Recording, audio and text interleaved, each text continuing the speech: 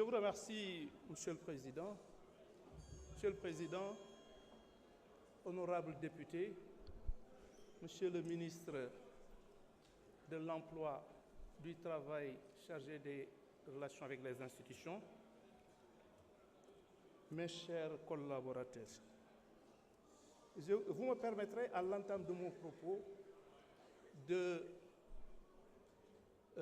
rendre hommage à Maître Cheikh Khoureyssi Ba, que j'ai connu il y a une trentaine d'années, alors que j'étais procureur à Kaolack, dans le cadre d'une procédure que présidait Monsieur le Président Yaham Leye, qui est le directeur des affaires criminelles et des grâces. Et j'ai toujours été particulièrement impressionné par son professionnalisme, son attachement au droit et son extrême courtoisie. Que Dieu l'accueille en son paradis éternel.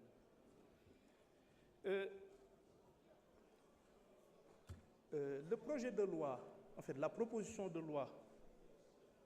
qui est aujourd'hui soumise à votre appréciation a été particulièrement bien explicitée par l'honorable député Amadou Ba, qui en est l'initiateur. Et je crois que ces explications, en tout point de vue, me satisfont et je n'ai absolument, sur ce point, aucune observation à faire. Il est vrai que j'ai été interpellé en ma qualité de ministre de la Justice, garde des Sceaux, sur ce que d'aucuns ont eu à appeler la lenteur de la justice. Maanaam mbir yi dañoo yéex lu yéexul nu muy mel lu yéexul day gaaw walla mu bar comme ni ko kenn waxe léegi ci soxna yi te li ma jàpp te ma nekk koo xamee ni kii daanaka sama àdduna yëpp ci justice laa ko def parce que maa ngi nekk actuellement bi may dugg à l'école de magistrature il y a maintenant 38 ans et li ma jàpp moom mooy atte yoon dëppoowul ak gaaw walla bar atte day teey day dal suñu bëggee li tax mu jóg mu aw yoon je ne comprends pas du tout en toute objectivité ces observations, pour ne pas dire ces critiques.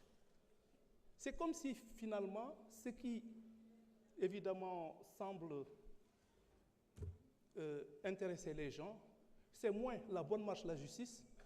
que l'arrestation et la poursuite de certaines personnes qui ont été citées. Maanaam li yitteel nit ñi dafa mel ni daal du atte bu aw yoon ndax soo bëggee atte bu aw yoon da nga koy jaarale yoon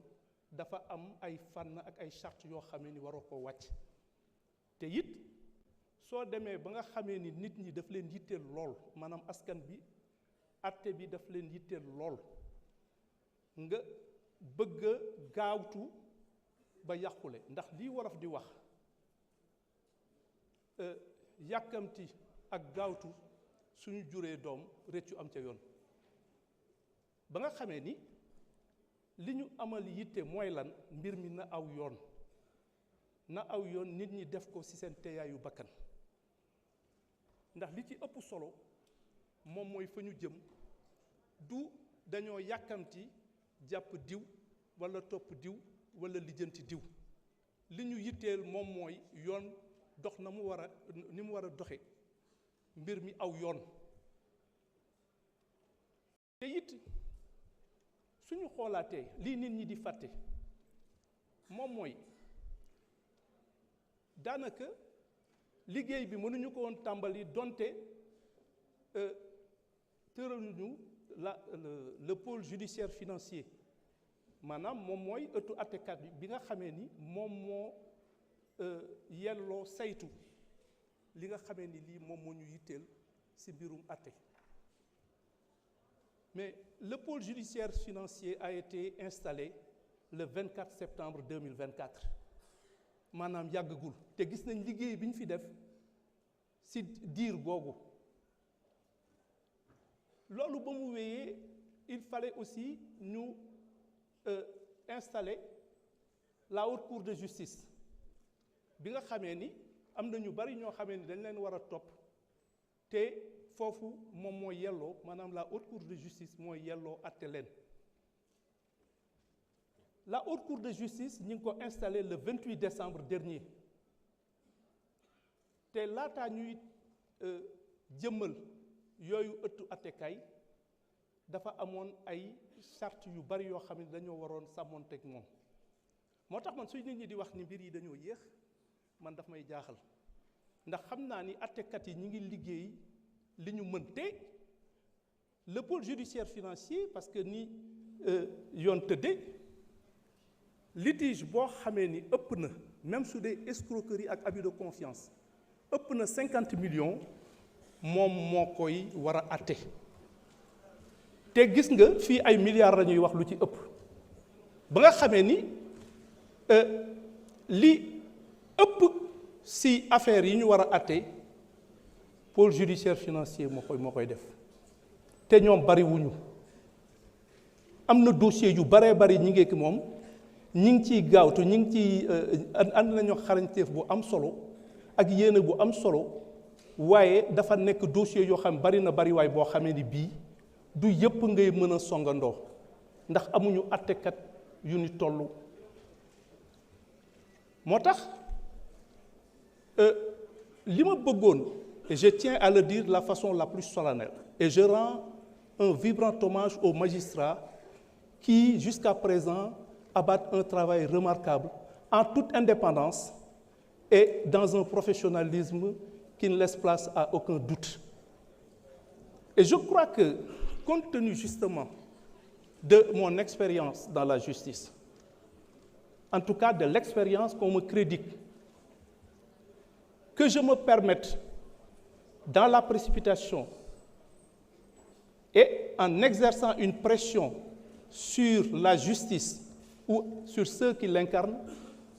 je deviendrai ce que l'autre appelait une forme d'inexactitude terminologique. Je n'ai jamais accepté qu'on fasse pression sur moi, surtout dans un sens déterminé. Qu'on ne compte pas sur moi pour exercer la moindre pression sur les magistrats du siège. Je n'ai aucune autorité sur eux. Je sais qu'il faut un excellent travail. Il leur arrive, et je crois que c'est la plus grande innovation de notre temps,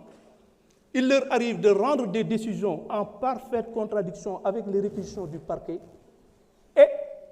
je n'ai jamais eu à faire la moindre observation, encore moins la moindre critique. C'est de leur responsabilité, c'est de leur prérogative. Et justement, le seul moyen qui s'offre à nous, je veux dire à mes services du parquet, c'est de faire usage des voies de recours qui leur sont reconnues par la loi. Et je suis extrêmement satisfait de la façon dont la justice est rendue, dont les magistrats s'acquittent de leurs obligations, de leurs prérogatives. Nous savons tous que la justice a changé. Il n'est plus dit qu'un opposant ou quelqu'un qui est en délicatesse avec le pouvoir, s'il a des problèmes, que ce soit qu'il soit entendu par la police, par un juge ou qu'il soit jugé, que les gens s'attendent fatalement à une condamnation. Il est arrivé qu'il y ait eu des décisions de relax. Il est arrivé effectivement qu'il y ait eu des décisions de classement sans suite que nous assumons en toute responsabilité. C'est vous dire donc que je remercie les honorables députés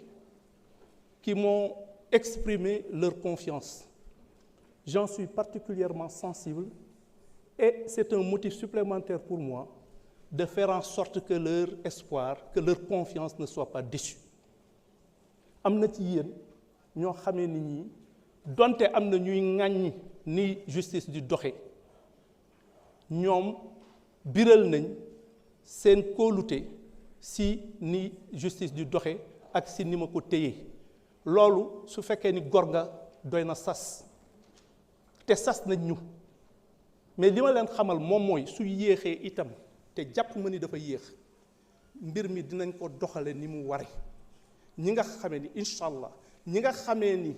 dañu war a. Merci beaucoup. Je vous remercie.